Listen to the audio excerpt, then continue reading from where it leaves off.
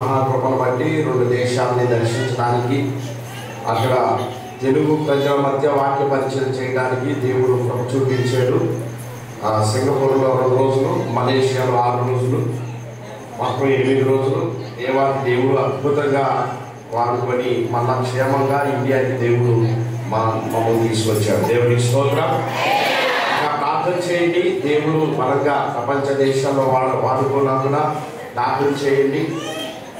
August ఆఖరిలో సెప్టెంబర్లో దుబాయ్లో 1 వారం రోజులు తెలుగు ప్రజల మధ్య వాక్య పరిచయం చేయడానికి ప్రభు అవకాశం ఇచ్చారు. ఆ తర్వాత October to November America USA వెళ్ళడానికి దేవుడు కృప చూపించాడు. త్వరగా USA నుంచి మనకి వీసా త్వరగా రావాలని అనుదిన ప్రాంతంలో జ్ఞాపకం చేసుకోండి. దేవునికి స్తోత్రం కలుగును గాక. దేవుడు 4 పెద్ద దేశాలు తీసుకెళ్తారని నాతో వాగ్దానం చేశాడు ఈ 40 రోజుల ఉపవాస ప్రాంతంలో. దేవునికి స్తోత్రం. సౌత్ ఆఫ్రికా, అమెరికా, ఇంకా 2-3 దేశాలు, పెద్ద దేశాలు వెళ్ళడానికి దేవుడు కృప చూపించాడు. మేబీ ఆ దేశాలకు వెళ్ళడానికి అవకాశం ఎవరికి పెద్దగా రాదు, కానీ దేవుడి మహాకృపను బట్టి దేవుడు ఇచ్చిన వాగ్దానం ఇది. నా గొప్ప కాదు, నా తెలివితేటలు కాదు, దేవుడు ఇచ్చిన వాగ్దానం. ఆయన వాగ్దానం మన పట్ల ఖచ్చితంగా నెరవేరుస్తాడు. దేవునికి స్తోత్రం కలుగును గాక. ఇతర దేశాలు తీసుకెళ్తారని మా నాన్నగారు ఎప్పుడో బ్రతుకున్నప్పుడే వాగ్దానం దర్శనాన్ని చెప్పాడు, ప్రవచనం. తర్వాత దేవుడు నాకు ప్రవచనం చెప్పాడు. ఆ తర్వాత ఫస్ట్ శ్రీలంక వెళ్ళడం జరిగింది. తర్వాత 2వసారి సింగపూర్, మలేషియా వెళ్ళడం జరిగింది. 3వసారి దుబాయ్ వెళ్తాం.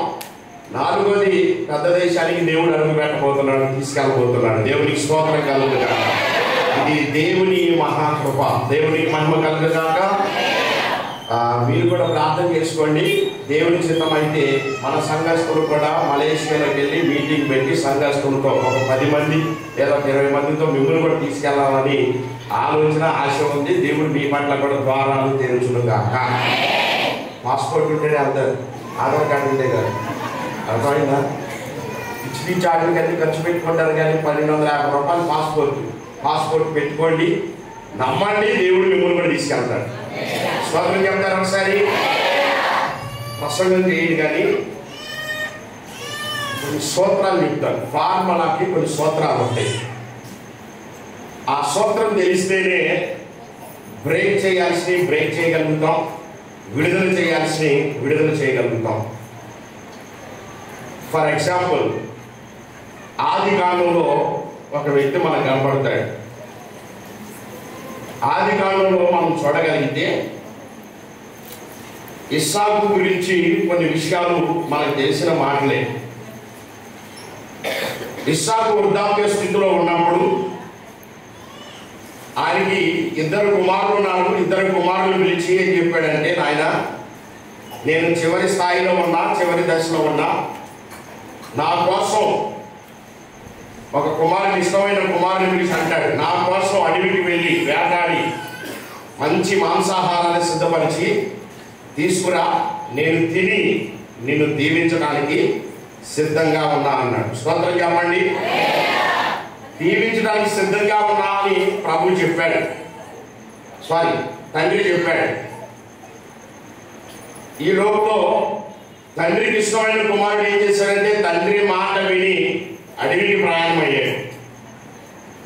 అడవికి ప్రయాణమైనవాడు ఏం చేశాడంటే, యుద్ధానికి వెళ్ళేవాడు కత్తి మర్చిపోయినట్టు ఇంటి దగ్గర తన వస్త్రాన్ని విడిచిపెట్టి వెళ్ళిపోయాడు. ఈ లోపల తల్లి ఏం చేసిందంటే, చిన్న కుమారుడు అంటే తల్లికి బాగా ఇష్టం, బాగా ప్రేమ.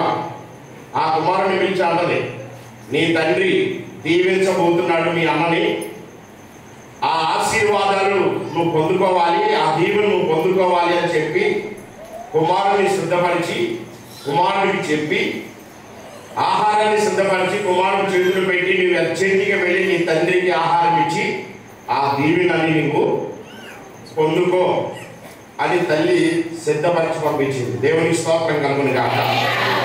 ఈ చరిత్ర అంతా మనకి తెలిసిందే. జస్ట్ నేను వాక్యం చెప్పడం కలిసి ఫార్ములా చెప్తాను, ఒక సూత్రం చెప్తాను అంతే. తల్లి తల్లి సిద్ధపరిచిన భోజనాన్ని తీసుకొని వెళ్ళారు కుమారుడు. తండ్రి ఎదురు నిలబడ్డాడు. తండ్రి అని పిలిచాడు.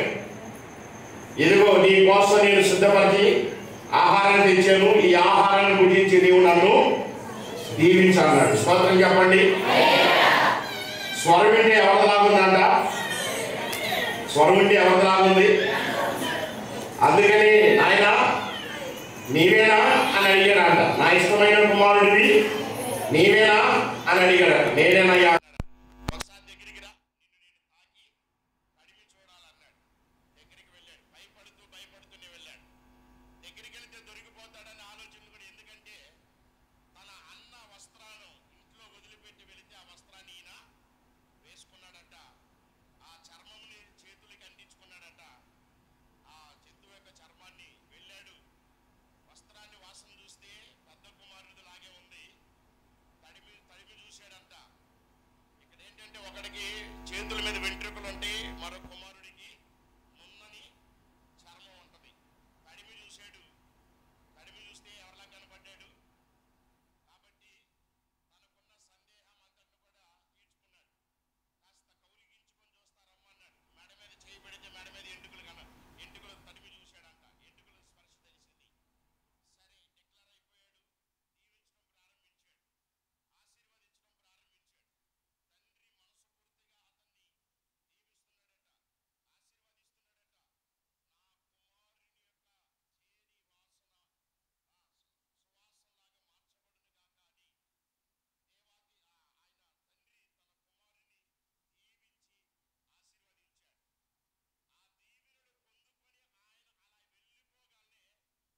అర్థమైపోయింది. అయ్యా ఇందాక వచ్చింది ఎవరు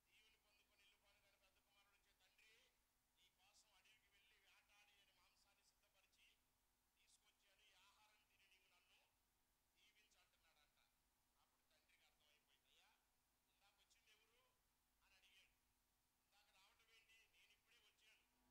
నేను ఇప్పుడే వచ్చాను. నేను అడవికి వెళ్ళి వేటాడి నీ కోసం మంచి మాంసాహారాన్ని తీసుకొచ్చానయ్యా అన్నాడంట. ఇదిగో దీన్ని తిని నీవు నన్ను దీవించు అని చెప్పి మాట్లాడుతుంటే, నా దగ్గర దీవెనలు లేవు, ఇంతకు ముందే నేను దీవించేశాను, ఇక దీవించడానికి ఒక ఆశీర్వాదం కూడా నా దగ్గర లేవన్నాడు. స్తోత్రం చెప్తారు ఒకసారి. దీవెన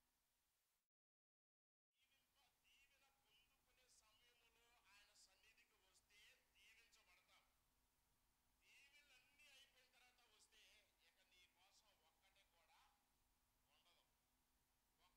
చుట్టూ వీక్కొని కింద పడి డొర్లాడి ఏడ్చాడంట. ఒక్క దీవెన కూడా నా దగ్గర లేదన్నాడు. ఇక్కడ ఆలోచన చేయాలి. ఇప్పుడు యాకోబు ఈ దీవెన పొందుకొని ఎక్కడికి ప్రయాణమై వెళ్ళాడు? తల్లి చెప్పింది, నువ్వు ఇక్కడ ఉండటానికి వీల్లేదు,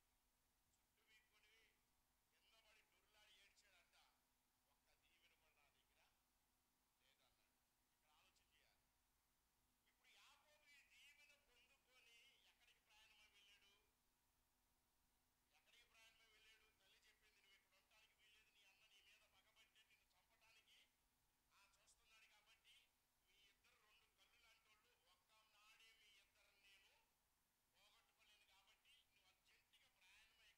నేను పోగొట్టుకోలేను. కాబట్టి నువ్వు అర్జెంటుగా ప్రయాణమై ఇక్కడి నుంచి నువ్వు వెళ్ళు. ఎక్కడికి వెళ్ళాడంట? మామగారింటికి, సొంత మేనమావింటికి ప్రయాణమయ్యాడు. ఇస్సాకు తన కుమారుణ్ణి దీవించాడు. దీవించిన వెంటనే దీవెన పొందుకున్నాడా? చెప్పాలి. దీవించిన వెంటనే దీవెన పొందుకున్నాడా? తండ్రి దీవించాడు. దీవించిన వెంటనే ఆశీర్వాదం ఆయన మీదకి వచ్చేసిందా? ఆయన దీవించబడ్డాడా? 7 సంవత్సరాలు పొడుగు చేశాడు. తన ఇష్టమైనటువంటి ఆమె వివాహం చేసుకో అనుకున్నాడు. కానీ మామగారు ఏం చేశాడు?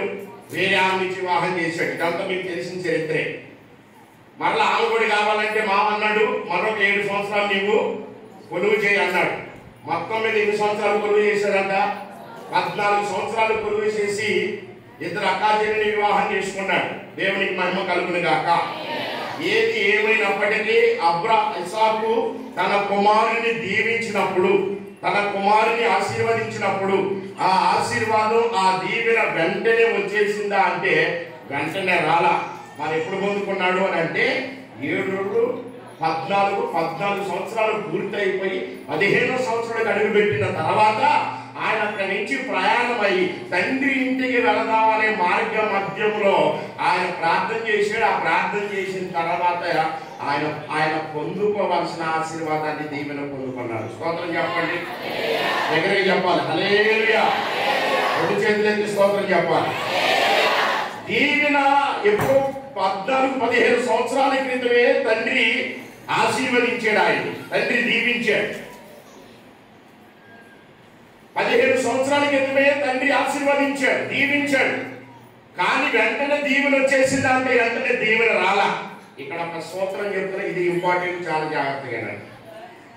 దేవుని ఆశీర్వాదం వెంటనే వస్తుందా అని అంటే ఆయన విడుదల చేస్తే వస్తుంది, కానీ దాన్ని రానియకుండా కొన్ని ఆటంకాలు ఉన్నాయి. ఆ ఆటంకాలు ఏంటనేది నేను చెప్తాను. దేవుని ఆశీర్వాదం అని అంటాడు, నువ్వు పిండముగా రూపింపబడక మునిపే నేను నిన్ను ఎరిగి ఉన్నాను అన్నాడు. అందుకే భక్తుడు ఒక మాట అంటాడు, నీవు నా కోసం దాచి ఉంచిన మేలు ఎంతో గొప్పది అన్నాడు. స్తోత్రం చెప్పండి. దేవుడు మన కోసం దాచి ఉంచిన మేలు ఎంతో గొప్పది అన్న, ఎంతో గొప్పది. ఇక దాన్ని వర్ణించలేరు అని అర్థం. ఎంతో అన్నాడంటే దేవుడు సాదాసీదా అయినటువంటి దీవెన కాదు మనకి ఇచ్చేది. ఆయన దాచి ఉంచిన మేలు ఎంతో గొప్పదన్నాడు. గొప్ప మేలు నీ కోసం నా కోసం దాచి ఉంచాడు ఆయన. స్తోత్రం చెప్తారా? దేవుడు ఎక్కడి నుంచి దీవిస్తాడంటే తూర్పు తట్టో, పడమర తట్టో, ఉత్తర తట్టో, దక్షిణ తట్టో, భూమి మీద భూమి కింద ఉన్నటువంటి అగాధం కింద ఉన్నటువంటి ఆ చీకటి కలిగిన బిలము దగ్గర ఎక్కడ కాదు. ఆయన ఉండే స్థలమే ఎక్కడ అంటే సియోనులో ఉన్నాడు ఆయన. స్తోత్రం చెప్పండి. సియోనులో నుంచి యెహోవా నిన్ను ఆశీర్వదించును అని అన్నాడు. స్తోత్రం చెప్పాలి. సియోనులో నుంచి దేవుడు నీ కోసం, నా కోసం, మన అందరి కోసం ఒక గొప్ప మేలు దాచి ఉంచాడట. ఆయన సియోనులో మన కోసం, మనం పుట్టిన వెంటనే మేలు సిద్ధపరిచాడు. స్తోత్రం చెప్పాలి. చాలా ఇంపార్టెంట్ మాట చెప్తాడు. ఏమి ఎక్కడ ఇవ్వడో చాలా ప్రాముఖ్యమైన మాట చెప్తున్నాను. ఇది మీరు చేయగలిగితే ఖచ్చితంగా మీకు అడ్డు ఆటంకాలు అంటూ ఏమీ కూడా ఉండవు. నేను చేశాను, నేను అనుభవించాను, మీరు చేయాలి, మీరు అనుభవించాలి. స్తోత్రం చెప్పండి. దేవుడు నీ కోసం మేము నువ్వు పుట్టినప్పుడే, నీ తల్లి గర్భంలో పిండంగా ఉన్నప్పుడే నీ కోసం సియోనులో దేవుడు మేలు దాచి ఉంచాడు. అప్పుడు స్తోత్రం చెప్పండి. ఫర్ ఎగ్జాంపుల్ తండ్రి దీవించాడు, దీవించిన వెంటనే దీవెన వచ్చేసింది ఆయనకి. దీవించిన వెంటనే దీవెన పొందాడు ఆయన? లేదు. మనం పుట్టినప్పుడే, తల్లి గర్భంలో పిండంగా ఉన్నప్పుడే దేవుడు మన కోసం దాచి ఉంచాడు మేలు. ఆ మేలు ఆయన అక్కడ పెట్టాడు. ఆ మేలు ఆయన మన మీద రావడం కోసం, మన మీద పంపించడం కోసం రిలీజ్ చేశాడు. కానీ ఆ మేలు, ఆ దీవెన, ఆ ఆశీర్వాదం రానివ్వకుండా కొన్ని అడ్డుపడుతుంది. కొంతమంది అడ్డుపడుతున్నారు, కొన్ని సమూహాలు అడ్డుపడుతున్నాయి. ఏంటి ఆ సమూహాలు? ఏంటి ఆ సమూహాలు? మంత్రి దగ్గరికి వెళ్ళినవాడు కావాలని అప్లికేషన్ పెట్టేస్తే అది ఇద్దామని చెప్పి ఆయనకి మనసు ఉంటే అది శాంక్షన్ అయిన తర్వాత ఆటంకపరిచేవారు కొంతమంది ఉంటారు. అర్థమైందా? అంటే మీకు అర్థం అవడం కోసం చెప్తున్నాను. ఆయన ఇవ్వడానికి ఇష్టపడ్డాడు, దగ్గరికి వచ్చే సమయంలో ఆటంకపరిచే వాళ్ళు కొంతమంది ఉంటారు. దేవుడు ఇవ్వడానికి ఇష్టపడ్డాడు, ఆయన ఇవ్వాలనుకున్నాడు, ఆయన ఇచ్చేశాడు. అది మన దగ్గరికి రానియకుండా అడ్డుపడేటువంటి కొన్ని డిపార్ట్మెంట్స్ ఉన్నాయి. ఆ డిపార్ట్మెంట్సే కొంతమంది మీ అందరికీ తెలుసు. దెయ్యాలు అని అంటారు మీరు కదా. ఏమంటారు? దెయ్యాలు. మీ భాషలో సైతాను అని పిలుస్తారు. ఇంకొంచెం లోతుగా ఆత్మీయతలో ఉన్నవారు లూసిఫర్ అని పిలుస్తారు. ఇంకొంచెం లోతుగా ఆత్మీయతలో ఉన్నవారు ఆటంకపరిచే దురాత్మలు అని పిలుస్తారు. కాబట్టి నిజమే, ఆశీర్వాదం నీ తల మీదకి, నీ ఇంటి మీదకి రానియకుండా దురాత్మ చీకటి శక్తులు సమూహాలు అడ్డుపడతాయి. దెయ్యాలు అనగానే దెయ్యాలు ఒకటే లేవు భూమి మీద. చీకటి శక్తులు అనగానే చీకటి శక్తులు ఒకటే లేవు భూమి మీద. చాలా రకాలు ఉన్నాయి. దెయ్యాల్లో చాలా రకాలు ఉన్నాయి, చీకటి శక్తుల్లో చాలా రకాలు ఉన్నాయి. దేన్ని చూసినా కొంతమంది తెలియక దెయ్యమే అంటారు, దేన్ని చూసినా కొంతమంది తెలియక చీకటి శక్తి అంటారు, దేన్ని చూసినా కొంతమంది తెలియక అపవాదే అని అంటా ఉంటారు. ఎందుకంటే వారికి తెలిసిన జ్ఞానం అంతే. నీ ఆశీర్వాదం నీ తల మీదకి రానియకుండా ఆటంకపరిచే ఎన్ని ఆత్మలు ఉన్నాయో అనేది నేను చాలా సింపుల్గా చెప్తాను, జాగ్రత్తగా వినండి. భూమి మీద తిరిగి దెయ్యాలు ఉన్నాయి, ఇక భూమి మీద కనబడుతున్న చాతబడి మంత్రశక్తులు, శుద్రశక్తులు, పీడ, పిశాచ, రాక్షసి, చిల్లగి శక్తులు, అమావాస్య శక్తులు, ప్రేతాత్మలు, పొలిమేర శక్తులు ఇవన్నీ ఉన్నాయి.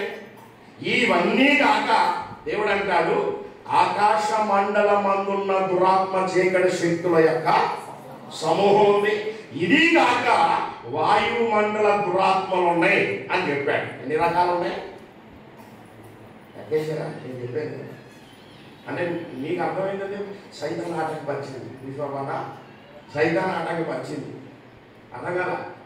ఒక సైతానే కాదు, దానికి కొన్ని డిపార్ట్మెంట్స్ ఉన్నాయి, సమూహాలు ఉన్నాయి. దానికి ఆటంకపరచడం కోసం ఇవన్నీ నిన్ను పరలోకం పోనీయకుండా ఆటంకపరుస్తుంది, నీ మీదకి దీవెన రానియకుండా ఆటంకపరుస్తుంది. ఈరోజు ఆటంకపరిచే ప్రతి సమూహాన్ని యేసుక్రీస్తు నామములో బ్రేక్ చేసి మనం క్యాన్సల్ చేసి యేసు రక్తంతో దహించి వేయాలి. స్తోత్రం చెప్పండి, దగ్గరగా చెప్పాలి హల్లెలూయా. కాబట్టి ఇదిగో సియోను నుంచి యెహోవా తండ్రి అయిన దేవుడు నీ కోసం ఆశీర్వాదాన్ని పంపిస్తే ఆ ఆశీర్వాదం నీ దగ్గరికి రానియకుండా ఆకాశ మండలం ముందున్న దురాత్మ చీకటి శక్తుల సమూహం అడ్డుగా ఉన్నాయి. అందుకే రాట్లా. దాన్ని జయించామనుకుంటే ఆకాశ మండలం కింద ఇంకే మండలం ఉంది చెప్పండి? ఆకాశ మండలం కింద ఇంకే మండలం ఉంది? భూమండలం అనమాకండి. ఆకాశ మండలం కింద వాయుమండలం ఉంది. ఏంటంట? వాయుమండలం. వాయుమండలం అంటే ఏంటి అర్థం? వాయు అంటే అంటే అర్థం ఏంటి చెప్పండి? ఏంటది? గాలి. గాలి వాయువు అంటారు. వాయు మండలంలో కొన్ని స్పిరిట్స్ ఉంటాయి. ఆకాశ మండలంలో దురాత్మ చీకటి శక్తుల సమూహం, వాయువు మండల దురాత్మలు అన్నాడు. దేవునికి మహిమ కలుగును గాక. దేవుడు సియోను నుంచి ఆశీర్వాదాన్ని నీ మీదకి పంపిస్తుంటే ఆకాశ మండలంలో దురాత్మ చీకటి శక్తుల సమూహాన్ని అడ్డుకుంటున్నాయి. ఎట్లా అవి నీ ప్రార్థన ద్వారా పక్కకి తొలగి అనుకుంటే దాని కింద ఏమున్నాయి? వాయుమండల దురాత్మలు ఉన్నాయి. అవి కూడా పక్కకి పోయి ఆశీర్వాదం వచ్చేసింది అని అనుకుంటే కింద ఏమున్నాయంట?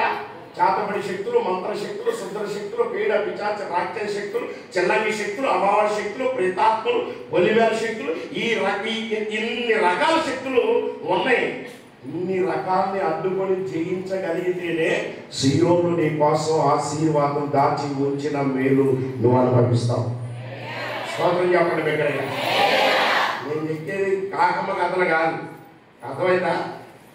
నీకు కాకమ్మ కథల్లాగా ఉండవచ్చు, అనుభవంలోకి వస్తే అనుభవిస్తావు. దేవునికి స్తోత్రం కలుగును గాక. దేవుడు మనం పోరాడాల్సింది మనుషులతో, ఇంటి పక్కలతో గొడవ పెట్టుకొని బూతులు తిట్టుకొని పోరాడమని గొడవ చేయమన్నా. ఎవరితో పోరాడాలంట? మనం చెప్పాలి. ఎవరితో పోరాడాలంట? ఆకాశ మండలం అందున్న దురాత్మ చీకటి శక్తుల సమూహంతో పోరాడాలంటాడు. స్తోత్రం చెప్పండి ఒకసారి. నిన్ను పోరాడమంది దాని మీద, కానీ నువ్వేం చేస్తావు? ఇంటి పక్కల మీద పోరాడుతుంటావు, ఇంటి పక్కల మీద గొడవ చేసుకుంటావు. ఇది పద్ధతి కాదు. మనం పోరాడాల్సిందే ఆకాశ మండలంలో అడ్డుకుంటున్నాయి దురాత్మలు. మనల్ని ఆశీర్వాదం పొందలేకుండా అడ్డుకుంటున్నాయి, నీవు దీవెన పొందలేకుండా అడ్డుకుంటున్నాయి, ఆత్మీయులు ఎదుగుదల అవలేకుండా అడ్డుకుంటున్నాయి. ఆ అడ్డుకుంటున్న దురాత్మ చీకటి శక్తుల సమూహం మీద నువ్వు పోరాడి వాటిని గెలవాలంట. దేవునికి స్తోత్రం చెప్పాలి. రెండు చేతులైతే స్తోత్రం చెప్పాలి. మనల్ని పోరాడమంది దేవుడు వాటితో, మనుషుల మీద కాదు, ఇంటి పక్కల మీద కాదు, ఇంటెంతోల మీద కాదు. దేవుడు మనం పోరాడమని చెప్పింది ఎవరు? దేనితో పోరాడమన్నాడంటే ఆకాశ మండలంలో ఉన్న దురాత్మ చీకటి శక్తుల సమూహాలతో పోరాడు. దాంతో పోరాడే శక్తి నాకు వస్తుందా అంటే ఖచ్చితంగా వస్తుంది.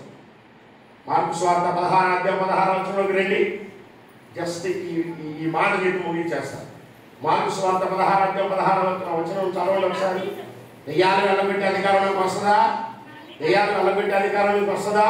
చూడండి. నమ్మి బాప్తీసం పొందినవాడు రక్షింపబడును, నమ్మని వానికి శిక్ష విధింపబడును, నమ్మిన వాని వలన ఈ సూచక్రియలు కనబడును. అవేమంటే నా నామమున మీరు ఏ వెళ్ళబడతారంట? అందరూ చెప్పాలి. నా నామమున మీరు ఏ వెళ్ళబడతారు? స్వరమెత్తి చెప్పండి. నా నామమున మీరు ఏ వెళ్ళబడతారు? దెయ్యాలు వెళ్ళగొట్టే అధికారం ఇప్పుడు ఉందా లేదా అంటారండి. ఎవిడెన్స్ చూపించాలనుకుంటున్నా. కాకమ్మ కథలు చెప్పట్లా అక్కడ. అర్థమవుతుందా? కాకమ్మ కథలు ఇష్టం వచ్చింది కాకమ్మ కథ చెప్తే వినడానికి వెర్రోళ్ళు ఇక్కడ ఎవరు లేరు.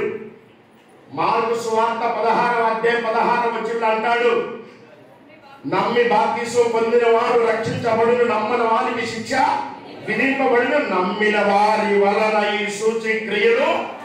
నెంబర్ 1, నా నామమున మీరు ఏం వెళ్ళబడతారంట? అందరూ చెప్పాలి. నా నామమున మీరు ఏం వెళ్ళబడతారు? దెయ్యాలు వెళ్ళబడతారు అని ప్రభు చెప్పాడు. ఎవరు వెళ్ళబడతారు దెయ్యాల్ని? చెప్పాలి. ఎవరు వెళ్ళబడతారంట? ఎవిడెన్స్ లేకుండా మాట్లాడట్లా, విత్ ఎవిడెన్స్ తో చెప్తున్నా. ఎవరు వెళ్ళబడతారు? బాప్తీసం లేని వాడు దెయ్యాలు వెళ్ళగొట్టే అధికారం లేదు. బాప్తీసం పొందిన వాడికి దెయ్యాలు వెళ్ళగొట్టే అధికారం ఇచ్చాడు నా ప్రభు. స్తోత్రం చెప్పండి. దగ్గరికి చెప్పాలి. హల్లెలూయా. బాప్తీసం పొందిన వాడు, నమ్మి బాప్తీసం పొందిన వాడు రక్షించబడును, నమ్మని వారికి శిక్ష విధింపబడును, నమ్మిన వారి వలన ఈ సూచక్రియలు కనబడును. నెంబర్ 1, నా నామమున మీరే వెళ్ళబడతారంట. నెంబర్ 2 చెప్పాడు. ఏంటి చెప్పండి? నెంబర్ 2 భాషలు మాట్లాడతారు. నెంబర్ 3 ఎత్తు పట్టుకుంటారు. నెంబర్ 4 చెప్పాలి. నెంబర్ 4 ఏంటి? హాని జరగదు. నెంబర్ 5 రోగుల మీద చేతులు ఉంచినప్పుడు స్తోత్రం చెప్పండి ఒకసారి. దెయ్యాలు వెళ్ళబట్టడం ఒక పాస్టరే కాదు, నమ్మి బాప్తీసం పొందిన ప్రతి ఒక్కరు దెయ్యాలు వెళ్ళగొట్టే అధికారం పొందారు. బాప్తీసాలు పొందిన చేతులు లేకుండా ఒకసారి. బాప్తీసాలు పొందిన మీకు దేవుడు ఎలాంటి అధికారం ఇచ్చాడో తెలుసా? మీరు ఎలాంటి వ్యక్తులో తెలుసా? మీరు ఎలాంటి అధికారం కలిగిన వారు తెలుసా? యేసయ్య నామమున దెయ్యాలు వెళ్ళగొట్టే అధికారం కలిగిన వారు మీరు. స్తోత్రం చెప్పాలి. యేసయ్య నామమున రోగుల మీద చేతులు ఉంచినప్పుడు స్వస్థపడతారంటే అలాంటి అధికారం ఉంది మీకు. భాషలు మాట్లాడే అధికారం ఉంది, దర్శనాలు చూసే అధికారం ఉంది. నువ్వు నాట్ ఆర్డినరీ మ్యాన్. నువ్వు ఎవరో తెలుసా? అధికారం కలిగిన వ్యక్తి అంట నీవు. దేవుడికి స్తోత్రం చెప్పాలి. బాప్తీసాలు పొందినకి దేవుడు అధికారం ఇచ్చాడు. బాప్తీసాలు పొందినకి దేవుడు పవర్ ఇచ్చాడు. ఆ బాప్తీసం పొందిన వారు విశ్వాసం నుంచి యేసయ్య నామములో దెయ్యమా యేసు నామములో ఆజ్ఞాపిస్తున్నా వెళ్ళిపో అని ఆజ్ఞాపిస్తే ఆ దెయ్యము వెళ్ళిపోతుంది అంట. స్తోత్రం కలిగింది. కాకమ్మ కథలు చెప్తున్నానా? బైబిల్లో ఉన్నా చెప్తున్నానా? మార్కు సువార్త 16:16 మరోసారి చదవండి అందరూ పెద్దగా. నమ్మి బాప్తీసం పొందిన వాడు రక్షించబడును, నమ్మని వానికి శిక్ష విధింపబడును, నమ్మిన వాని వలన ఈ సూచక్రియలు కనబడును. ఎవరి వల్ల అంట? నమ్మిన వాని వలన ఈ సూచక్రియలు కనబడును. నా నామమున మీరేం నిలబడతారు? ఫస్ట్ పాయింట్, దేవుడు బాప్తీసాలకి పొందిన వారికి ఇచ్చిన అధికారం ఏంటంటే నా నామమున మీరు దెయ్యాల్ని. స్తోత్రం చెప్తారు ఒకసారి. మీరు అధికారం పొందిన వాళ్ళంటే అధికారం లేని వాళ్ళగా మెదలకుండా కూర్చోకూడదు. మనం పవర్ లేని వాళ్ళగా ఉండకూడదు. మనం శక్తి లేని వాళ్ళగా ఉండకూడదు. మనం దేవుడు మనకి పవర్ ఇచ్చాడు, శక్తిని ఇచ్చాడు, అధికారం ఇచ్చాడు. ఆ అధికారమే ఆయన నామములో దెయ్యాల్ని వెళ్ళగొట్టే అధికారం. స్తోత్రం చెప్పండి. ఆయన నామములో రోగులు స్వస్థపరిచే అధికారం ఇచ్చాడట. ఆయన నామములో విడుదలిచ్చే అధికారం ఇచ్చాడట. ఆయన నామములో భాషలు మాట్లాడే అధికారం ఇచ్చాడట. ఆయన స్తోత్రం కలుగును గాక. మనం ఎవరు అని అంటే దెయ్యాలు వెళ్ళగొట్టే అధికారం కలిగిన వారు. భూమి మీద దెయ్యాలు ఉన్నాయి అంటారా? భూమి మీద దెయ్యాలు ఉన్నాయి అంటారా? చూసొచ్చావా? చాలా మందికి కలిగే ప్రశ్న కదా ఇది. భూమి మీద దెయ్యాలు అనే దెయ్యాలు చూద్దామని మనోడు కుర్రడు పోయేసాడా? ఎవరున్నాడా? చూసొచ్చావా? భూమి మీద దయ్యాలు లేకపోతే దయ్యాల వల్ల కొట్టే అధికారం ఎందుకు ఇస్తాడు దేవుడు? భూమి మీద అది లేకపోతే దాన్ని వెళ్ళగొట్టే అధికారం ఇవ్వడు కదా. భూమి మీద అవి ఉన్నాయి కాబట్టి, భూమి మీదే కాదు, వాయుమండలం ఉన్నాయి, ఆకాశ మండలంలో ఉన్నాయి కదా. భూమి మీద ఒకటే అనుకున్నారా, ఆ పాతాళంలో కూడా బంధింపబడుతుంది అంటారు. అర్థమవుతుందా? టాటలకి పంచభూతాలనే రౌండ్ వేసుకుని తిరుగుతూ ఉన్నాయి. వాటినన్నింటిని వెళ్ళబట్టే అధికారం ఎవరికి ఉంది? వాటినన్నింటిని వెళ్ళబట్టే అధికారం ఎవరికి ఇచ్చాడు దేవుడు? వాటినన్నింటినీ వెళ్ళబట్టే అధికారం ఎవరికి దేవుడు ప్రవేశ చేశాడు అని అంటే నమ్మి బాప్తిసం పొందిన వాడికి ఇచ్చాడంట. చెప్పండి మరి.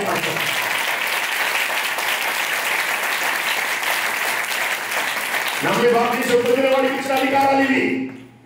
దేవుడు అధికారం ఇస్తే పోరాడరా? దేవుడు అధికారం ఇస్తే వెళ్ళబట్టరా? వెళ్ళబట్టి అధికారం ఇచ్చాడు.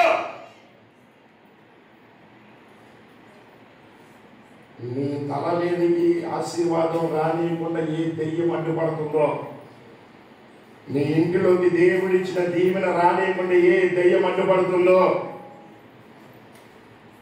ఆశీర్వాదం పొందనీయకుండా ఏ దురాత్మ అడ్డుపడుతుందో, ఈ రోజు దేవుడు మనకు అధికారం ఇచ్చాడు కాబట్టి అధికారంతో ఆ దురాత్మను వెళ్ళగొట్టి దేవుడిచ్చే ఆశీర్వాదాన్ని మనం స్వతంత్రించుకున్న వారిగా ఉండాలంట. దేవుడికి స్తోత్రం. ఎక్కడికి చెప్పాలి? హల్లెలూయా. ఆశీర్వాదం ఒకటే కాదు, పరలోకం బాధ్యత కూడా అడ్డుపడతాయి. ఒకసారి పరలోకం వెళ్తే చాలా మందికి ఇంత చెప్తుంటే ఒక ఆయన డౌట్ వచ్చింది. అయ్యా, వాయుమండల దురాత్మలు, ఆకాశ మండల దురాత్మలు అన్నారు, ఉన్నాయా? నిజంగా అర్థమైపడింది అక్కడ ఎందుకు ఉన్నాయంట అని అడిగాడు ఒక ఆయన.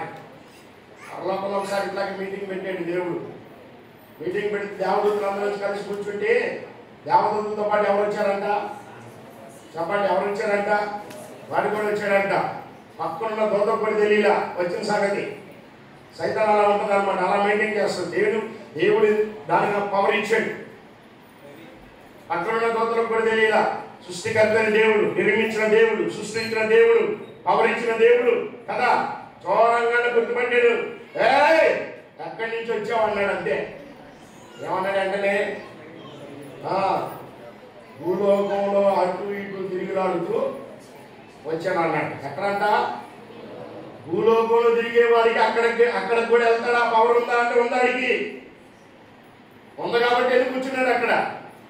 భూలోకంలో అటు ఇటు తిరుగులాడుతూ వచ్చింది అన్నాడు. మరి ఈ పాట ఉన్నది ఇది కదా. అందుకే అంటారు మీరు మీ భాషలో, భూలోకంలో అటు ఇటు తిరిగేవాడు ఏమంటారు మీ భాషలో? గాలికి తిరిగేవాడు అంటారు. చూసావా? గాలికి తిరిగేది మనుషులు కాదు, గాలికి తిరిగేది ఆడే సైతాన్ కాదు. స్తోత్రం చెప్పండి. ఆయన పెట్టిన పేరు మీద మీ పిల్లలకు పడతాయి గారుడు అండి. గారుడిని పేరు ఊరికి పెట్టాడంటే భూలోకంలో అటు ఇటు తిరుగుతున్న దయ్యానికి, సైతానికి, అపవాదికి పెట్టాడు దేవుడు కదా. వాడు ఎక్కడికైనా వస్తాడు, ఎక్కడైనా ప్రత్యక్షం అవుతాడు. వాడికి ఆ పవర్ ఉంది. యేసయ్యని నమ్మితే బాప్తిసం పొందిన వారికి దేవుడు ఇచ్చిన పవర్ ఏంటంటే అపవాదైన సాతాన్ని జయించగలిగిన శక్తిని ఇచ్చాడు ఆయన. స్తోత్రం చెప్పండి దగ్గరగా. దగ్గరగా దేవుడికి స్తోత్రం చెప్పాలి. పరలోకం బాధకుండా కూడా అడ్డుపడతారు. ఇంత బతుకు బతికి పరలోకం బాగుంటే ఇంటెనకలు తెచ్చినట్టు అంటారు. చూశారు మీరు కదా. 40 దినాలు ఉపవాస ప్రార్థనలు చేసి ఉపవాస ప్రార్థనలు బ్రతుకు మార్చుకోకపోతే నీ జీవితమే అర్థమేనా? నీ స్థితి మార్చుకోకపోతే నీ బతుకే వ్యర్థం. నీ నోటి మాటను మార్చుకోకపోతే నీ స్థితి వ్యర్థం. కాబట్టి ఒకసారి పరలోకంలో కూడా వచ్చేయండి. యెహోషువ మీద ఫిర్యాదు చేస్తున్నాడంట. ఏమని? మలిన వస్త్రాలతో ఉన్నాడు, ఇలాంటి వాడిని ఇక్కడికి ఎట్లా రప్పించో అని ఫిర్యాదు చేస్తున్నాడంట సైతాను. సైతానుడు ఫిర్యాదు చేస్తాడు పరలోకం బానేయకుండా. పరలోకం బాటం వాడికి ఇష్టం లేదు. ఫిర్యాదు చేస్తున్నాడంట. అక్కడ ఆటంకపరచడానికి వస్తున్నాడట. వెంటనే యెహోవా నిన్ను గద్దించును కాక అనగల పక్కకి వెళ్ళిపోయాడు. దేవునికి స్తోత్రం కలుగునుగా.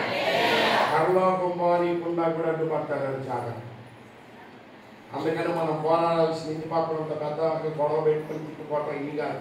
మనం పోరాడాల్సింది నువ్వు పరలోకానికి బానీయకుండా అడ్డుపడి దురాత్మ మీద పోరాడాలి. స్తోత్రం చెప్పండి. దేవుడిచ్చే ఆశీర్వాదాన్ని పొందనీయకుండా చేస్తున్న దుష్టుడి మీద పోరాడాలి. కాబట్టి మనకి దేవుడు గొప్ప అవకాశం ఇచ్చాడు, అధికారం ఇచ్చాడు.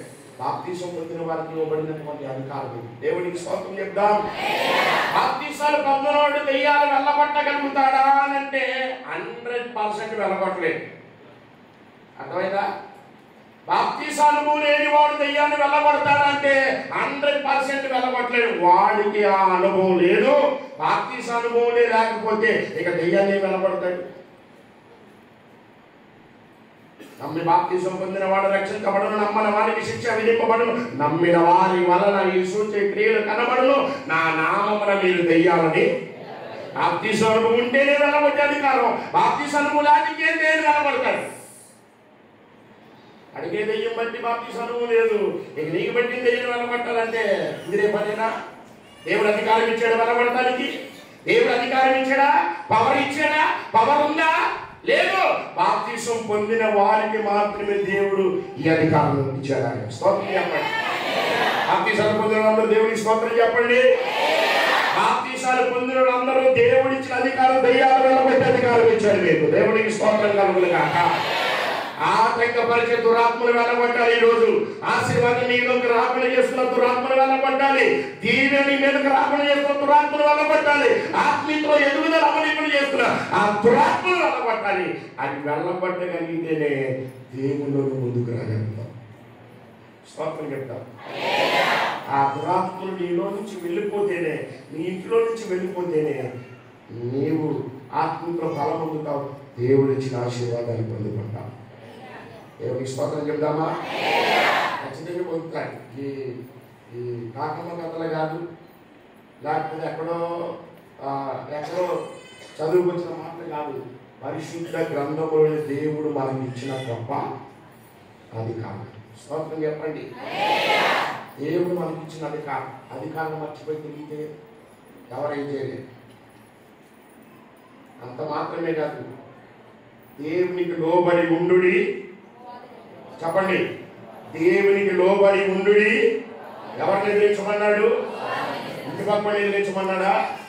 దేవునికి లోబడి ఉండుడి, అపవాదిని ఎదురించుడి, అప్పుడు వాడు మీ మధ్య నుండి, మీ ఎదుటి నుండి పారిపోతాడన్న. దేవునికి స్తోత్రం. ఇంకో మాట చెప్పాడు ఆయన. ఏం చెప్పాడు తెలుసా? అసలు వాడిని నీ పాదాల కింద నేను చేతక తొక్కిస్తారన్నాడు. స్తోత్రం చెప్పండి. సైతాన్ని మనం పాదాల కింద చేసుకుని చెతక దొక్కే భాగ్యాన్ని ఇచ్చాడు. అంత అధికారం ఇచ్చాడు దేవుడు మనకి. స్తోత్రం కలుగును గాక. అపవాదిని మన పాదాల కింద చేసుకొని చెతక దొక్కే భాగ్యాన్ని ఇచ్చాడు దేవుడు. దేవునికి స్తోత్రం చెప్పండి. సైతాన్ని చెతక దొక్కాల్సింది పోయి సైతాన్ని చేత తొక్కించుకునే వాళ్ళు భూప్రపంచంలో చాలా మంది ఉన్నారు. లేదా రాత్రి అంతా మీదకెక్కి ఒకటే తొక్కుడు అంట. ఏ తొక్కుడంట? పండు మిరపకాయలు రొట్టె తొక్కుతారు చూసావా? అన్నయ్య పంట రాత్రి అంతా గుండె మీదకి ఎక్కి ఒకటే తొక్కుడు. ఏకేస్తున్నానో పంటలా, కదులుదామన్నా చేయలేకపోట్లా. ఇలాంటి అనుభవాలు మీలో చాలా మందికి ఉన్నాయి కదా. రేపు 12 గంటల సమయంలో అంత మీద పడుకున్నప్పుడు అపాదం సాతాను వచ్చి గుండెల మీదకి తొక్కి సైతాన్ని వచ్చినప్పుడు నీ ట్యాగేసిన వినబడక, చేసి లెగవక, కాళ్ళు లెగవక, ఇలాంటి అనుభవాలు పొందుకున్న వాళ్ళు చాలా మంది ఉంటారు. ఏంటనే అర్థం అంటే అపవాదం సాతాను వారి మీదకి ఏం చేస్తుంది? కానీ దేవుడు ఏం చేస్తుంది తెలుసా? దేవుడు మనకి ఇచ్చిన అధికారం ఏంటో తెలుసా? అపవాదం సాతాన్ని శీఘ్రముగా నీ కాని పాదాల కింద నేను చేతక దొక్కిస్తా అన్నాడు. స్తోత్రం చెప్పండి ఒకసారి. పాదాల కింద చేతక దొక్కిస్తాడు. అట్టి అధికారం ఇచ్చాడు దేవుడు మనకి, అట్టి బలం ఇచ్చాడు దేవుడు మనకి. అపవాదైన సాతాన్ని మన పాదాల కింద చేసుకుని చేతక దొక్కే భాగ్యాన్ని ఇచ్చాడంట. స్తోత్రం చెప్పాలా? ఎక్కడికి చెప్పాలి? హల్లెలూయా. అలాంటి అధికారం పొందిన వాళ్ళు బాప్తీసాలు పొందిన మామూలు అనుకుంటారేంటి? బాప్తీసం పొందిన నీవు మామూలు వ్యక్తి అనుకుంటున్నావేంటి? బాప్తీసం అనుకూలంగా వచ్చిన నీవు మామూలు వ్యక్తి అనుకుంటున్నావా? దేవుడికి ఎంత అధికారం ఇచ్చాడు? సాతాను పాదాల కింద చేతక దొక్కిస్తా అన్నాడు. ఆయన లోబడి జీవిస్తే నీ ఎదుటి దాన్ని పాల్గొతానన్నాడు. అంత మాత్రమే కాదు, నా నామాన్ని బట్టి మీరు వెళ్ళగొట్టను అన్నాడు. దేవునికి స్తోత్రం చెప్పండి. నా నామాన్ని బట్టి మీరు వెళ్ళగొట్టను అన్నాడు. ఎవరి నామం? దేవుడి నామం. ఏ దేవుడి నామం చెప్పాలి? ఏ నామం అది? నామాన్ని బాగండి, దేవుడిని చాలా మంది ఉన్నారు కదా. మనకున్న దేవుడు ఒకటి, ఆయన ప్రభు అయిన యేసుక్రీస్తు ప్రభువారు. స్తోత్రం చెప్దామా? యేసయ్య నామములు వెలగొట్టాలి, యేసయ్య నామములు స్వస్థపరచాలి, యేసయ్య నామములు ప్రార్థించాలి, యేసు నామములు అడగాలి, యేసు నామములు శక్తి ఉంది, యేసు నామములు బలం ఉంది. టోటల్ గా ఒకటే చెప్పాడు, నా నామములు మీరు ఏది అడుగుతారో అది మీకు. స్తోత్రం చెప్తామా? ఒక బలమైన స్తోత్రం చెప్పాడు. ఆశీర్వాదం పొందనీయకుండా ఏమడ్డుపడతాయి? ఆకాశ మండలం ఉన్న సమూహం, వాయుమండలం ఉన్న దురాత్మలు, భూమి మీద ఉన్న ఈ పంచభూతములు తిరుగుతున్నటువంటి దురాత్మలు, వీటిని ఎప్పుడైతే బంధించే స్థాయిలోకి వస్తావో, వీటిని ఎప్పుడైతే వెళ్ళగొట్టే స్థాయిలోకి వస్తావో, అక్కడ నీ కోసం దాచి ఉంచిన ఆ ఆశీర్వాదం మేలు నీ తల మీదకి దిగి వస్తుంది. స్తోత్రం చెప్తాం ఒకసారి, దగ్గరగా స్తోత్రం చెప్పాలి. యాకోబు తండ్రి దగ్గర దీవెన పొందుకొని వెళ్ళిపోయాడు, దీవెన అందుకొని వెళ్ళిపోయాడు, మామగారి ఇంటికి వెళ్ళిపోయాడు. యాకోబు దీవెన పొందుకున్న తర్వాత అన్న వచ్చి దీవెన ఉందంటే ఒక్కటి కూడా లేదన్నాడు. అప్పటికి దీవెనానికి వెళ్ళిపోయింది. ఆ దీవెన ఓపెన్ అయ్యిందా? అప్పుడు పొందుకున్న దీవెన మనుగడలోకి వచ్చిందా? అప్పుడు పొందుకున్న ఆశీర్వాదం ఆయన జీవితం అనుభవించాడా అంటే అనుభవించలేదు. ఆ దీవెన పొందుకోవడం కోసం ఎన్ని సంవత్సరాలు టైం పట్టిందో తెలుసా? ఆయన ఇచ్చిన వాగ్దానం పొందుకోవడం కోసం ఎన్ని సంవత్సరాల సమయం పట్టిందో తెలుసా? 7 14 15 సంవత్సరాలు, 14 to 15 సంవత్సరాల టైం పట్టింది అప్పుడు పొందుకున్న దీవెన ఆయన అనుభవించడానికి.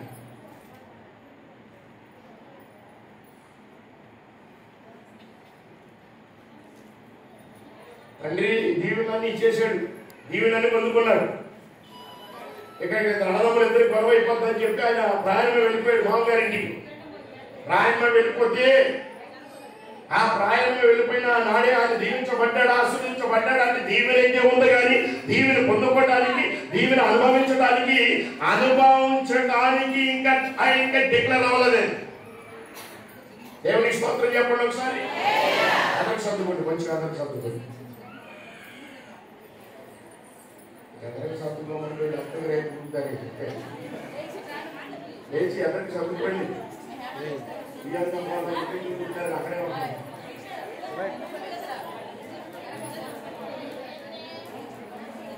అన్ని నామముల కన్న పైనామము యేసుని నామము, అన్ని నామములకైన కనపరచదగిన క్రీస్తు నామము, యేసు నామము, జయం జయము, సాతాను శక్తులు జయం జయము, యేసు నామము,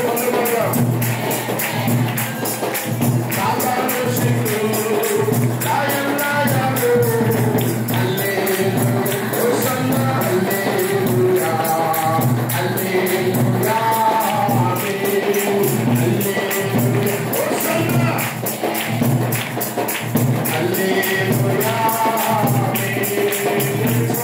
హల్లెలూయా యాకోబు దీవెన పొందుకున్నాడు. వెంటనే ఆ దీవెన మనుగడలోకి వచ్చిందా?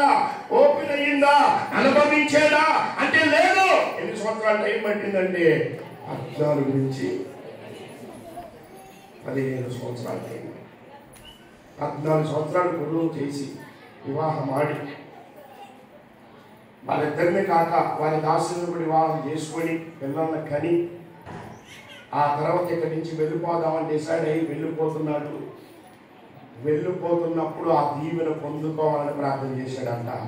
వెళ్ళిపోతున్న సమయంలో వారి భార్యని, పిల్లల్ని, అందరిని ఒక్కొక్క రేపును ప్రార్థించి మీరు వెళ్ళండి, నేను వస్తాను వెనకమాల అని చెప్పి వారిని పంపించి వెనకమాల ఒక్కడే ఆగిపోయాడంట. స్తోత్రం చెప్తారు ఒకసారి. వెనకాల ఒక్కడే ఆగిపోయాడు. రాత్రి అంతా అక్కడే గడిపాడు. ఎందుకు ఆగిపోవాల్సి వచ్చింది? ఎందుకు ఆగిపోయాడో తెలుసునా? ఎందుకు ఆగిపోవాల్సి వచ్చిందో తెలుసా? ఎందుకు ఆగిపోయాడు? అన్నకి దాన్ని చంపేస్తాడని ఆగిపోయాడు అనుకుంటారు, కానీ అక్కడ సత్యమైన ఆత్మ సంబంధమైన మర్మం ఏంటి అని అంటే అక్కడ ఆగిపోయి రాత్రి అంతా దేవునితో పెరుగులాడాడంట. చెప్తారు దగ్గరగా రాత్రి అంతా దేవుడితో పెరుగులాడు. రాత్రి అంతా ఏమనుకుంటాడు? మీరు ప్రార్థన చేయమంటే 2 నిమిషాలు నేను మహాదేశం గంట చేస్తాను, లేదు 2 గంటలు 3 గంటలు చేస్తాను. అంత మించి మీకు నడవదు. ప్రార్థించమంటే 5-10 నిమిషాలు ప్రార్థన చేస్తాను, అంత మించి నడవదు. యాకోబు అక్కడ మిగిలి ఏం ప్రార్థన చేశాడు, ఏం అడిగాడు? అసలు ఆయన అక్కడ ఆ ప్రార్థనలో ప్రభు దగ్గర రాత్రి అంతా గడిపాడంట. ఏం చేశాడు? ఆ రాత్రి ఆయన చేసిన ప్రార్థన, చేసిన కార్యం ఏంటో తెలుసా? సృష్టికర్త అయిన దేవుడిని భూమి మీదకి తీసుకొచ్చిన ఆయన ప్రార్థన. స్తోత్రం చెప్పండి. సృష్టికర్త అయిన దేవుడు ఆయన ప్రార్థన చేస్తే సృష్టికర్త అయిన దేవుడు భూమి మీదకి దిగి వచ్చాడంట. నువ్వు ప్రార్థన చేస్తుంటే ప్రభు ఇక్కడికి వస్తున్నాడా? నువ్వు ప్రార్థన చేస్తుంటే దేవుడు భూమి మీదకి దిగి వస్తున్నాడా? యాకోబు రాత్రి ఆగి తన భార్య పిల్లలను పంపించి, యాకోబు ప్రార్థన అనుభవం భార్య అనుకోని తెలియదు. ఆ రాత్రి ఎంత కష్టపడ్డాడనేది ఎవరికి తెలియదు.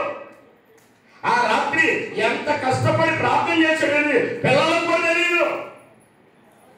రాత్రి అంతా మిగిలిపోయి ఒక్కడే ఉండి దేవుడితో పెరుగులాడి దేవుడి దగ్గర ఆయన ప్రార్థన చేస్తే ప్రభువే ఆయన అక్కడికి దిగి వచ్చాడట.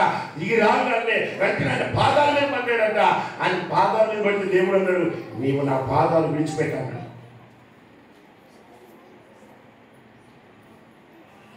వదులు అని అన్నాడు. పాదాలు పట్టుకుంటే దేవుడు ఎందుకు వదలమన్నాడు? ఒప్పుకోవలసినవి ఉన్నాయి, సరి చేసుకోవాల్సినవి ఉన్నాయి. దేవుడిని మోసం చేశాడు, అంత మాత్రమే కాదు. తండ్రికి అబద్ధం చెప్పాడు, మోసం చేశాడు. అంత మాత్రమే కాదు, ఆ సొంత అన్నను కూడా మోసం చేశాడు. మోసపూరితమైన బ్రతుకు నుంచుకొని, మోసపూరితమైన స్థితి నుంచుకొని, ఆశీర్వాదం కావాలా, దీవెన కావాలా, నా కాలు పట్టుకుంటావా, వదలు అని అన్నాడట. ఆ రాత్రి యాకోబు దేవుడితో వెలుగులాడిన ప్రార్థన ఏంటంటే, నెంబర్ 1, నన్ను క్షమించు అని ఆయన చేసిన పాపాలు దేవుని దగ్గర ఒప్పుకున్నాడంట. స్తోత్రం చెప్తారు ఒకసారి. ఆశీర్వాదం రానియకుండా నువ్వు చేసే పాపము కూడా అడ్డుపడింది. గుర్తుపెట్టుకోండి, వినబడుతుందా? దీవెన పొందనీయకుండా నువ్వు చేసిన పాపం కూడా అడ్డుపడింది. యాకోబు రాత్రి ఏం చేశాడు? ప్రార్థన, పాదాలు పట్టుకున్నాడు, క్షమించమని అడిగాడు. వదలమని దేవుడు ఆయన నెట్టివేసిన, నేను వదలు అన్నాడు. ఆయన చేసిన ప్రతి పాపాన్ని దేవుని దగ్గర రాత్రి ఒప్పుకొని విడిచిపెట్టిన తర్వాత ప్రభు తన మనసు మారి. స్తోత్రం చెప్పండి. అతిక్రమం దాచిపెట్టుకున్నవాడు వర్జనుడు, వాటిని ఒప్పుకొని విడిచిపెట్టిన వారు దేవుని కనికరాన్ని పొందుతారు. 15 సంవత్సరాల క్రితం తండ్రి దీవిస్తే, తండ్రి ఆశీర్వాదిస్తే, దీవెన పొందుకోమని చెప్తే ఆ ఆశీర్వాదం పొందలేకుండా ఏం అడ్డుపడిందో తెలుసా? ఆయన చేసిన పాపం అడ్డుపడింది,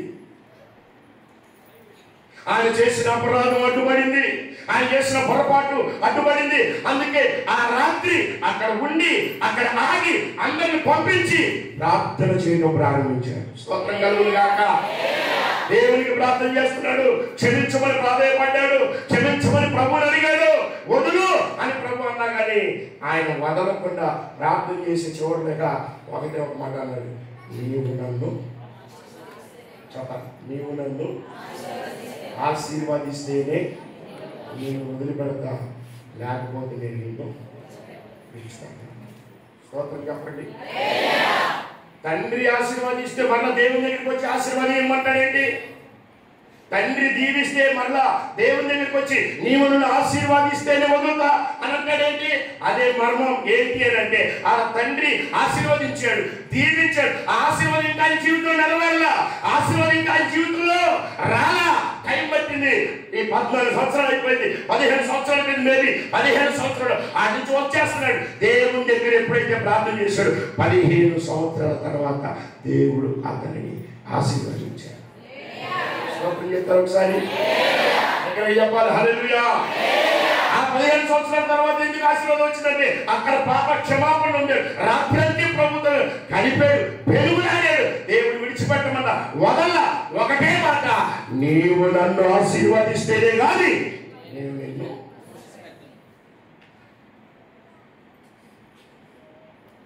తెల్లవారిపోతుందని ఇక దేవుడే ఆయన మనసు మార్చుకొని క్షమించమని అడిగితే దేవుడు క్షమించే దేవుడు కదా.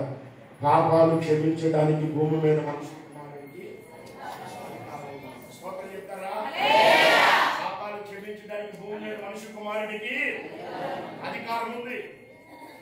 క్షమించమని అడిగితే ఆయన అధికారంతో పాపాలని క్షమించగలిగిన సమర్థుడు ఆయన. స్తోత్రం చెప్పండి.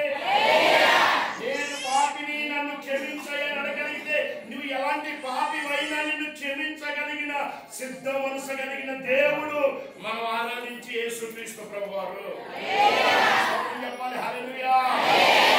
రాత్రి యాకోబు పెనుగులాడాడు, దేవుని దగ్గర క్షమాపణ అడిగాడు, క్షమించమని అడిగాడు, ఆయన క్షమించాడు. ఇక తెల్లవారిపోతున్నా ఆయన మనసు మార్చుకుని అన్నాడు కదా, నీ పేరేంటి అని అడిగాడు. ఏమడిగాడు?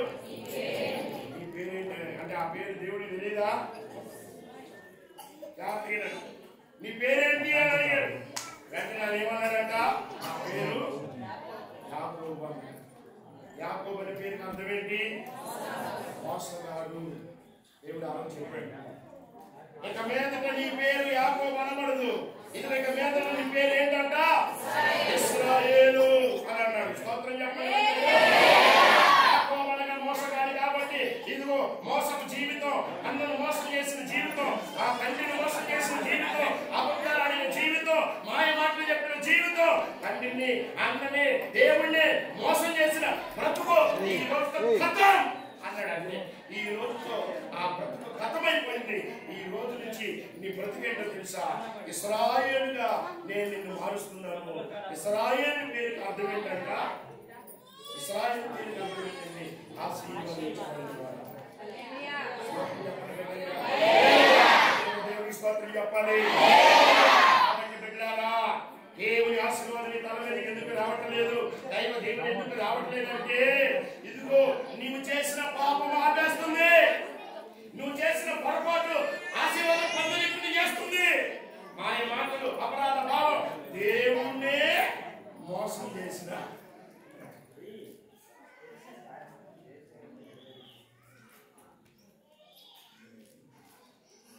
దేవుణ్ణి మోసం చేసిన బ్రతుకు. సొంత కన్న తండ్రికి అబద్ధం చెప్పాడు, సొంత అన్నని మోసం చేశాడు. ఈ పాపాల నుంచి పడి 15 సంవత్సరాల క్రితమే తండ్రి ఆశీర్వదిస్తే ఆ 15 సంవత్సరాల క్రితం ఆ ఆశీర్వాదం ఎందుకు పొందుకోలేదంటే ఈయన చేసిన మోసపు మాటలు, అబద్ధపు మాటలు, తండ్రిని సొంత ఇంటిలోనే తండ్రిని కన్న తండ్రిని అన్ననే మోసం చేసిన బ్రతుకు. ఈ పాపాల నుంచి పడి ఆశీర్వాదం పొందాలంటే ఎలా పొందుతావు? ఆ రాత్రి సరిదిద్దుకున్నాడు ఆయన. స్తోత్రం చెప్పండి. చెప్పాలి. హల్లెలూయా. ఈ రోజు నువ్వు చేసిన పాపమే నీ జీవితంలోకి ఆశీర్వాదం రాట్లా, నువ్వు చేసిన పొరపాటే నీ కుటుంబానికి దీవులు రాట్లా, నువ్వు మాట్లాడిన అబద్ధపు మాటలు, మోసపు మాటలు, ఇదిగో సొంత వారిని మోసం చేసిన బ్రతుకు మీలో ఉంది. అందుకే దీవించబడటలేదు. ఈ రాత్రి యాకోబు రాత్రి ప్రభు దగ్గర పోరాడి ప్రార్థన చేసుకుని క్షమించమని ప్రాధేయపడినట్లుగా నీవు కూడా నీ పాపాన్ని ఒప్పుకుంటే, నీ అపరాధాన్ని ఒప్పుకుంటే నీ మీదకి ఆశీర్వాదాన్ని రిలీజ్ చేయడానికి దేవుడు సిద్ధంగా ఉన్నాడు. అందరూ కలిసి చెప్పాలి. హల్లెలూయా. ఏ పాపం ఉంది? అన్నను మోసం చేసిన పాపం ఉంది, ఒప్పుకోలేదు. 15 సంవత్సరాల క్రితం మోసం చేశాడు, ఒప్పుకొని వదిలేశాడు. నువ్వు 30 సంవత్సరాల క్రితం చేసిన పాపాన్ని నేనేం చేసేయండి అని భ్రమలో తిరుగుతున్నావు. లేచిన దగ్గర నుంచి అన్ని అబద్ధాలు, మాయ మాటలు కదా, అబద్ధపు మాటలు, మోసపు మాటలు. నీ మాటలు వింటే నీళ్ళుండే చోట పూర్తి చేయండి. మరి అన్ని అబద్ధాలు ఆడుతున్నా, అన్ని మోసాలు చేస్తున్నావు, నన్ను దీవించాయి అంటే వాడిని ప్రార్థనకి పొందుకో అంటాడా? అంత భక్తుడే రాత్రి మిగిలిపోయి అక్కడే ఉండి ఒంటరి పోరాటం చేశాడు. దేవుడితో క్షమించమని ప్రాధేయపడ్డాడు. క్షమించమని అడిగితే ఆయన ఆయన ఆయన యాకోబు ప్రార్థన విని క్షమించి ఇక చివరిలో ఆశీర్వాదాన్ని రిలీజ్ చేశారు. ఈ 40 దినాలు మీరు పాపాలు ఒప్పుకున్నారో లేదో నాకు తెలీదు. ఈ 40 రోజులు బ్రతుకు మార్చుకుంటున్నారో లేదో నాకు తెలీదు. ఈ ఈ 40 దినాలు నీ నోటి మాటలు మార్చుకుంటున్నా లేదో నాకు తెలియదు, నీ నడతలు మార్చుకుంటున్నా లేదో నాకు తెలియదు. 40 దినాలు దేవుడు మంచి అవకాశం ఇచ్చాడు. ఆశీర్వాదం ఎందుకు పొందట్లేదు, ఎందుకు దీవెన రావట్లేదంటే నెంబర్ 1, నువ్వు చేసిన పాపము అడ్డుగా ఉందామో పరీక్షించుకో. దాన్ని ఒప్పుకొని ఈ రాత్రి విడిచిపెట్టగలిగితే ఇప్పుడే ఓపెన్ అయిపోతాయి. చెప్పండి, దాన్ని ఒప్పుకొని విడిచిపెట్టగలిగితే ఇప్పుడే ఓపెన్ అయిపోద్ది. ఇప్పుడే దేవుడు రిలీజ్ చేస్తాడు. 15 సంవత్సరాల క్రితం పొందుకున్న దేవుని ఇంకా పొందుకోలేదంటే పాపం అడ్డుగా ఉంది. పాపాన్ని ఒప్పుకున్నాడు. రాత్రి అంతా దేవుడు కనికరించాడు. వెంటనే ఏం చేశాడంటే ఆశీర్వాదంగా అతను మార్చేశాడు.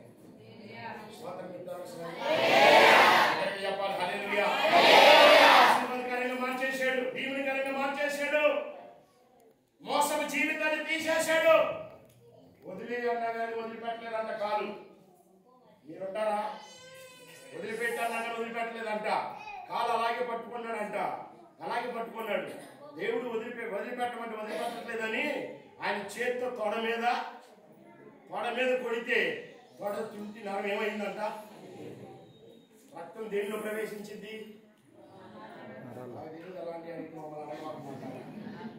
రక్తం దేనిలో ప్రవేశించింది?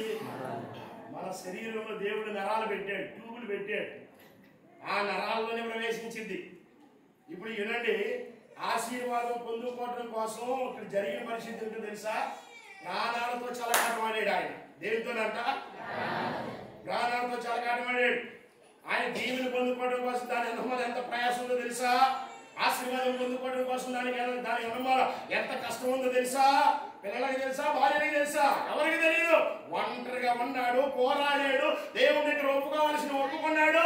ఇక చివరిలో వదిలిపెట్టకపోతుంటే తోడ మీద కొడితే తోడ నరం పగిలి బ్లడ్ అంతా కారి రక్తసితమైంది ఆ ప్రాంతం అంట. యాకోబు దీవించబడ్డాడంటే వారిని దీవించబడ్డాడు అనుకుంటున్నావా? రాష్ట్రంలో యాకోబు ఆశీర్వించబడ్డాడు, దీవించబడ్డాడు అని సేవకులందరూ చెప్తున్నాడు. కానీ రక్తసితమైంది అక్కడ అనే మాట చెప్పారా? ఫైటింగ్ జరిగింది అక్కడ. దేవుడు కొట్టాడు, తోడ పగిలిపోయింది, తోడ నరం కూడా తెగిపోయింది, నరాల నుంచి బ్లడ్ ప్రవహించి చిందు కొట్టిందంట ఒకేసారి. ఆ ప్రాంతం అంతా యాకోబు పెనుగులాడి దేవుడు కొట్టిన ప్రాంతం అంతా రక్తసితమైపోయింది. ఏమంటే తొడ నరం మీద కొడితే రక్తం రాదా బయటికి? నీ తొడ మీద కత్తి గిట్టి ఘాటు పెడితే వస్తుందా రాదా? నేను చూసుకొని చెప్పాలి. తొడ మీద దేవుడు కొడితే రక్తం వచ్చేసిందండి. అక్కడ ఫైటింగ్ జరిగింది, రక్తం వచ్చింది, రక్తంలో పెనుగులాడేనట. రక్తం వచ్చిన రక్తం మడుగులో ఉండి ఆయన పాదాలు విడిచిపెట్టకుండా పెనుగులాడుతూనే ఉన్నాడట. ఇక దేవుడే చూసి తలవారిపోతుందని చెప్పి ఇప్పుడు హింసించిన కొట్టిన వదలటం లేదు అని చెప్పి దేవుడి మనసు మార్చుకొని పేరేంటి అబ్బాయి అన్నాడు. యాకోబు అన్నాడు. యాకోబు అంటే మోసగాడు. ఇదిగో ఇస్రాయేలుగా మార్చుకున్నా అబద్ధం మాటలు మోసం మాటలు ఒకరి సాడీలు ఇలాంటి బతుకు ఇక నీకు ఉండకూడదు, తీసేస్తున్నా, ఇస్రాయేలుగా మారుస్తున్నా అని చెప్పేసి అంటే యాకోబు దీనిని పొందుకోవడం కోసం ఎంత కష్టపడ్డాడో తెలుసా? ఈ రీతిగా పరిచర్య ఆశీర్వదించబడటం కోసం మా నాన్నగారు మా అమ్మగారు ఎంత కష్టపడ్డారో తెలుసా? ఇలా రాగానే హైలైట్ అవ్వాలా? ఎంతో కన్నీటి ప్రార్థన, ఎంతో ఎంతో వారి జీవితాలు దేవునికి సమర్పించుకున్న బ్రతుకులు, అంత ప్రార్థన ఉండబట్టే ఈనాటి దినాలు ఇలా ఉన్నాం. దేవునికి స్తోత్రం చెప్తారా? చెప్పాలి హల్లెలూయా. స్తోత్రం చెప్తాం హల్లెలూయా. ఏది కూడా అనుభవం లేకుండా చెప్పట్లా, నేను అనుభవం నుంచి అనుభవించే చెప్తున్నా. నేను దేవుని స్తోత్రం కలుగును గాక. అదే విశ్వాసం కూడా కొంతమంది ఉన్నారు. మా గ్రామ ప్రసిద్ధి గారు కూడా ఉన్నారు ఇక్కడ. మేము వచ్చేటప్పుడు ఒట్టి చేతులతో వచ్చాం. కనీసం సైకిల్ కూడా కొనుక్కొని తిప్పడానికి కూడా లేని పరిస్థితి. దేవుని దగ్గర ఆశీర్వాదాన్ని అనుభవించి చెప్తున్నాం. దేవుడు సైకిల్ ఇచ్చాడు. సైకిల్ స్థాయి నుంచి ఆ రోజుల్లో అంటే 30-40 సంవత్సరాల క్రితం సైకిల్ మీద కాలినడకన ప్రయాణం చేసిన తర్వాత సైకిల్ పరిచయం ఇచ్చాడు. ఆ తర్వాత దేవుడు అంబాసిడర్ కారు ఇచ్చాడు. ఆ తర్వాత ఇన్నోవా కారును దేవుడు తిప్పాడు. ఆ స్థాయి చాలా గొప్పది. దేవునికి స్తోత్రం కలుగును గాక. సైకిల్ కింద కానీ లేకపోతే విమానంలో ప్రయాణం చేసే భాగ్యం ఇచ్చాడు. స్తోత్రం అనుభవించి చెప్తున్నా, అనుభవం లేకపోతే చెప్పట్లా. అనుభవించి ప్రాక్టికల్ అనుభవించి చెప్తున్న మాటలు ఇవి. కాబట్టి జాగ్రత్త. ఆశీర్వాదం రావాలంటే ఊరికినే వచ్చేది కాదు. అందుకే అక్కడక్కడ రాయబడి ఉండే కొన్ని కొటేషన్స్, డబ్బులు ఎవరికి ఊరికనే, డబ్బులు ఎవరికి ఊరికనే చెప్పండి. అందుకే అక్కడక్కడ కొటేషన్, డబ్బులు ఎవరికి ఊరికినే, ఆశీర్వాదం కూడా ఎవరికి ఊరికనే రాదు. ఆశీర్వాదం కోసం యాకోబు ఎంత కష్టపడ్డాడని ఎవరికి తెలియదు.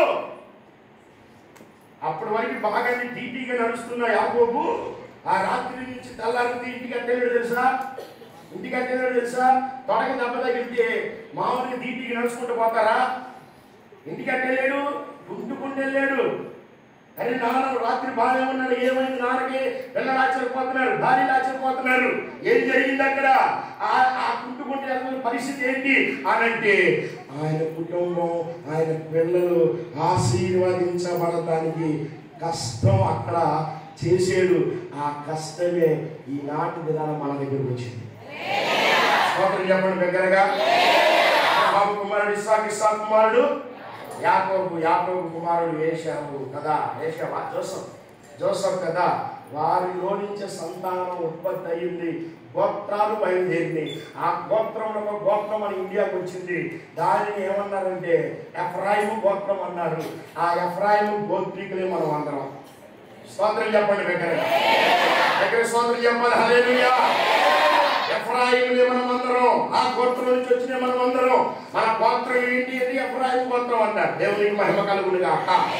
ఎఫ్రాయిము గోత్రంలో నుంచి ప్రభువుని నమ్మి తెలుసుకొని రక్షించబడి మారు మనసు పొంది బాప్తిసం తీసుకున్న వారంతా ఏ గోత్రానికి పిలువబడ్డారు అంటే మన ప్రభు అయిన యేసు క్రీస్తుకి ఏ గోత్రం పేరు వచ్చింది?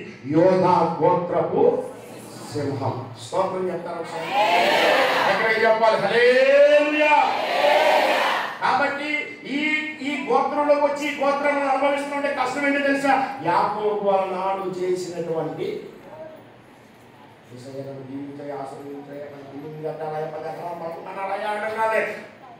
చేసినంత మాత్రం వచ్చేసింది అనుకుంటున్నావా?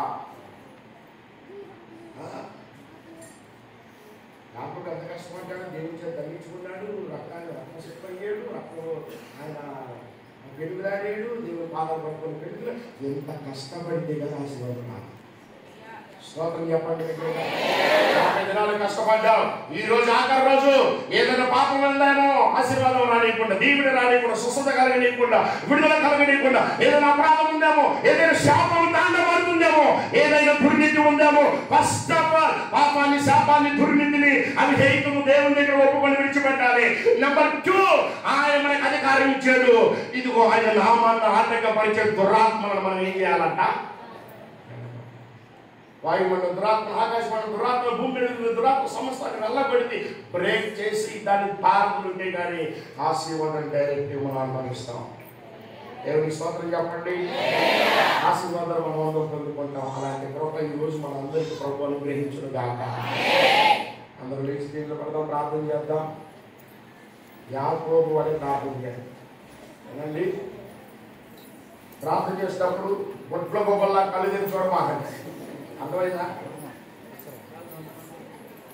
కళ్ళు తెరిచి ఎవరు చూడొద్దు. ఈరోజు నీ మీదకి ఆశీర్వాదం రాలేకుండా ఏ పాపము, శాపము అడ్డుపడుతుందో, తాండమాడుతుందో, ఆశీర్వాదం పొందనీయకుండా ఏ దురాత్మ, చీకటి, చాతబడి, మంత్రశక్తులు, శుద్ర శక్తులు, పేడ, పిశాచ